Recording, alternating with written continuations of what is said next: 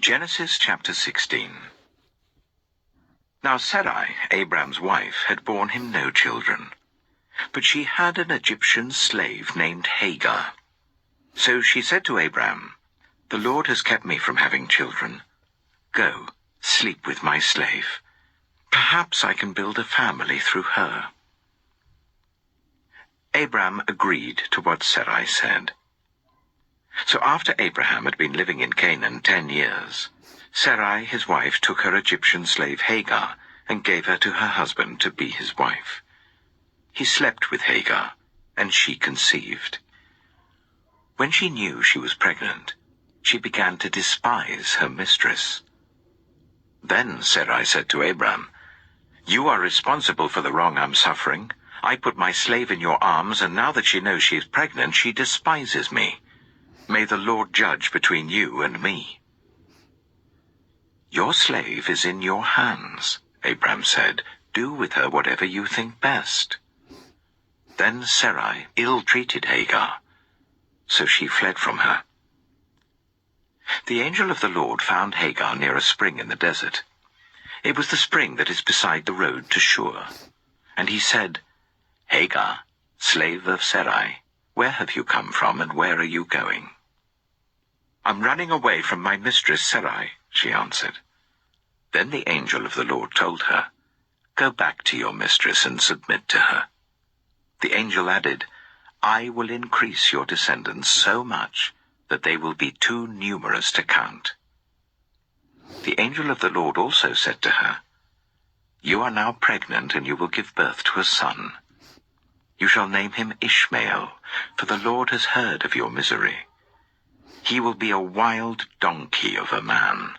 His hand will be against everyone, and everyone's hand against him, and he will live in hostility towards all his brothers." She gave this name to the Lord who spoke to her. "You are the God who sees me." For she said, "I have now seen the one who sees me."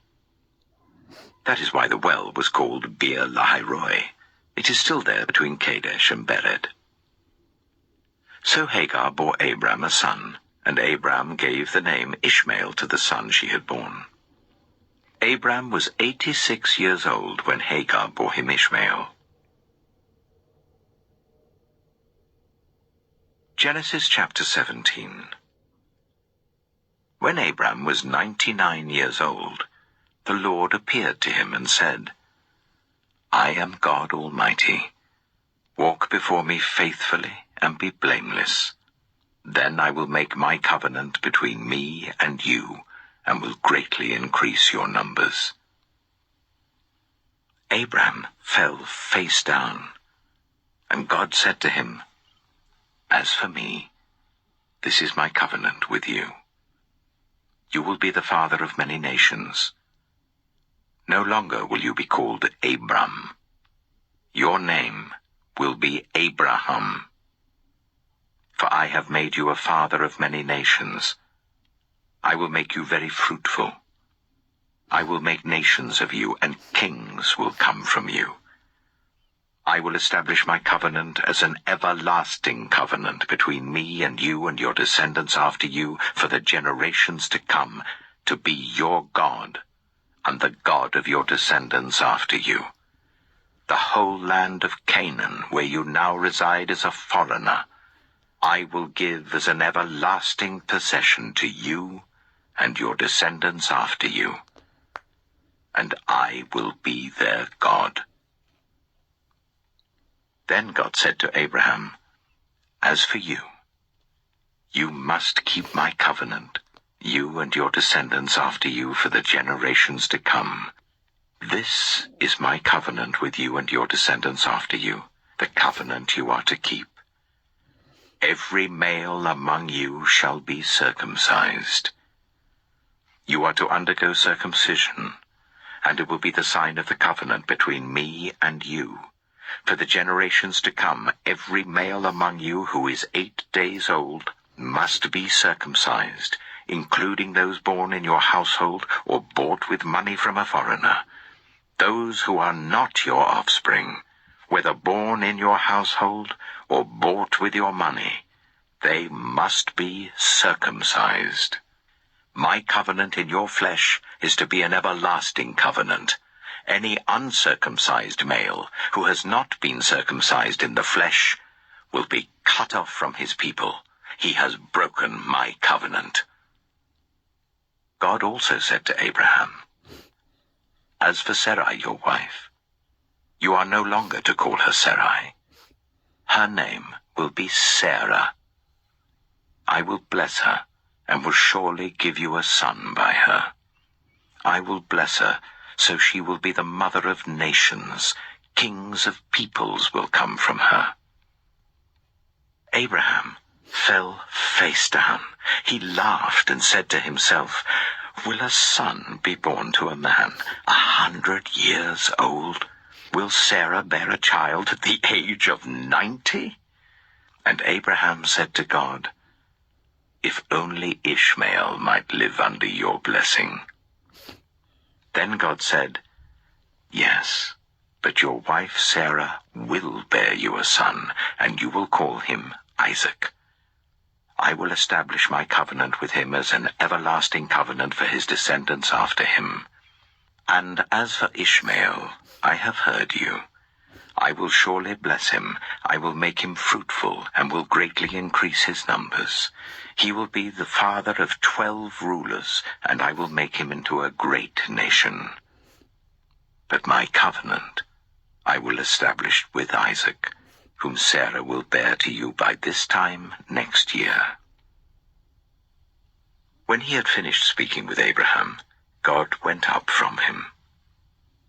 On that very day, Abraham took his son Ishmael, and all those born in his household or bought with his money, every male in his household, and circumcised them as God told him. Abraham was 99 years old when he was circumcised, and his son Ishmael was 13.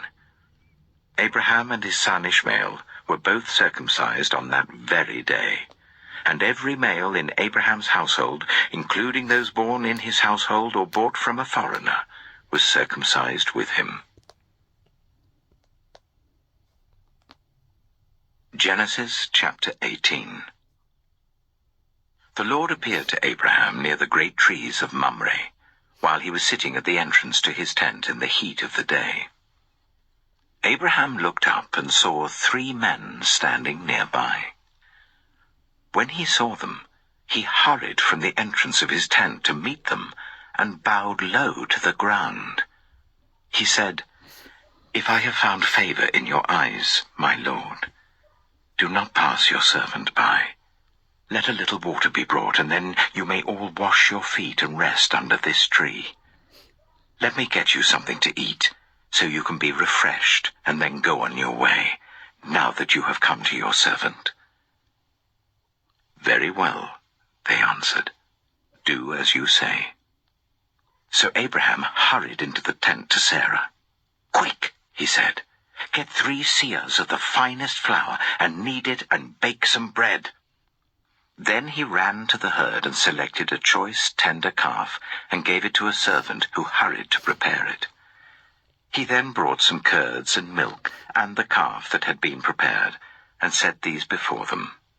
While they ate, he stood near them under a tree. Where is your wife Sarah? They asked him. There, in the tent, he said. Then one of them said, I will surely return to you about this time next year, and Sarah, your wife, will have a son. Now Sarah was listening at the entrance to the tent, which was behind him. Abraham and Sarah were already very old, and Sarah was past the age of childbearing. So Sarah laughed to herself as she thought, After I'm worn out and my Lord is old, will I now have this pleasure? Then the Lord said to Abraham, Why did Sarah laugh and say, Will I really have a child now that I am old? Is anything too hard for the Lord? I will return to you at the appointed time next year, and Sarah will have a son. Sarah was afraid, so she lied and said, I did not laugh. But he said, "Yes, you did laugh." When the men got up to leave, they looked down towards Sodom, and Abraham walked along with them to see them on their way. Then the Lord said, "Shall I hide from Abraham what I am about to do? Abraham will surely become a great and powerful nation, and all nations on earth will be blessed through him. For I have chosen him so that he will direct his children and his household after him, to keep the way of the Lord by doing what is right and just, so that the Lord will bring about for Abraham what he has promised him." Then the Lord said, "The outcry against Sodom and Gomorrah is so great, and their sin so grievous, that I will go down and see if what they have done is as bad as the outcry that has reached me. If not, I will know." The men turned away and went toward Sodom, but Abraham remained standing before the Lord.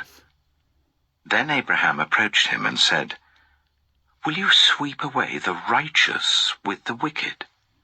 What if there are 50 righteous people in the city? Will you really sweep it away and not spare the place for the sake of the 50 righteous people in it? Far be it from you to do such a thing, to kill the righteous with the wicked, treating the righteous and the wicked alike. Far be it from you. Will not the judge of all the earth do right?" The Lord said, "If I find 50 righteous people in the city of Sodom, I will spare the whole place for their sake." Then Abraham spoke up again. "Now that I have been so bold as to speak to the Lord, though I am nothing but dust and ashes, what if the number of the righteous is 5 less than 50? Will you destroy the whole city for lack of 5 people?" "If I find 45 there," he said, "I will not destroy it." Once again he spoke to him. "What if only 40 are found there?"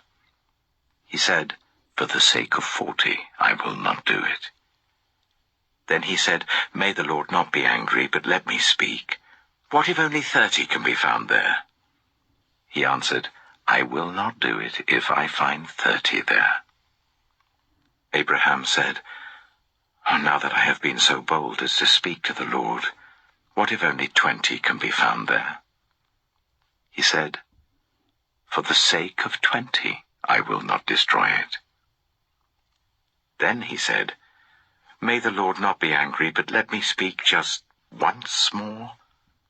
What if only 10 can be found there?" He answered, "For the sake of 10, I will not destroy it." When the Lord had finished speaking with Abraham, he left, and Abraham returned home. Genesis chapter 19. The 2 angels arrived at Sodom in the evening, and Lot was sitting in the gateway of the city. When he saw them, he got up to meet them and bowed down with his face to the ground. "My lords," he said, "please turn aside to your servant's house. You can wash your feet and spend the night, and then go on your way early in the morning." "No," they answered, "we will spend the night in the square." But he insisted so strongly that they did go with him and entered his house. He prepared a meal for them, baking bread without yeast, and they ate. Before they had gone to bed, all the men from every part of the city of Sodom, both young and old, surrounded the house. They called to Lot, "Where are the men who came to you tonight? Bring them out to us, so that we can have sex with them." Lot went outside to meet them and shut the door behind him and said, "No, my friends, don't do this wicked thing. Look, I have 2 daughters who have never slept with a man. Let me bring them out to you, and you can do what you like with them, but don't do anything to these men, for they have come under the protection of my roof." "Get out of our way," they replied. "This fellow came here as a foreigner, and now he wants to play the judge. We'll treat you worse than them." They kept bringing pressure on Lot and moved forward to break down the door. But the men inside reached out and pulled Lot back into the house and shut the door. Then they struck the men who were at the door of the house, young and old, with blindness, so that they could not find the door.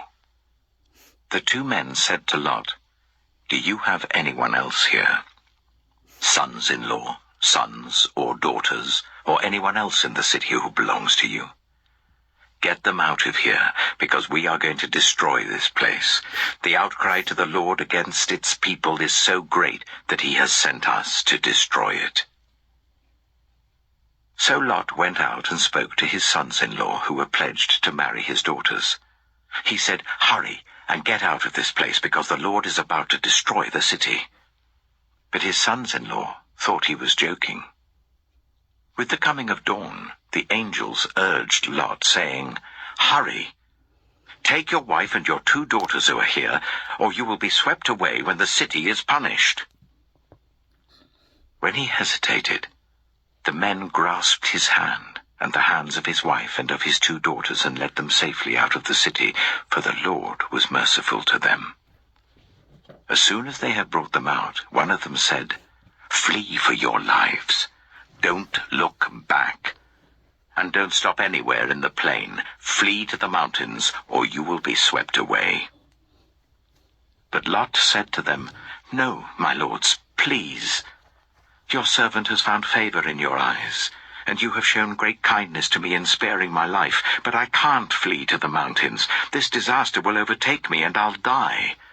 Look, here is a town near enough to run to, and it is small. Let me flee to it. It is very small, isn't it?